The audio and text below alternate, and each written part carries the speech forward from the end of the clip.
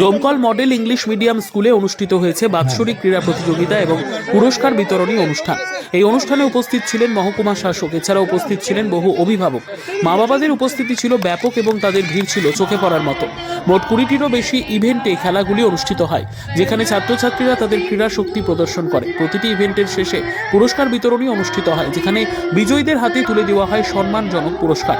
এই আয়োজনটি ছাত্রদের ক্রীড়া মনোভাব এবং শারীরিক দক্ষতা বাড়ানোর পাশাপাশি স্কুলের বাৎসরিক অনুষ্ঠানগুলির মধ্যে অন্যতম হয়ে উঠেছে।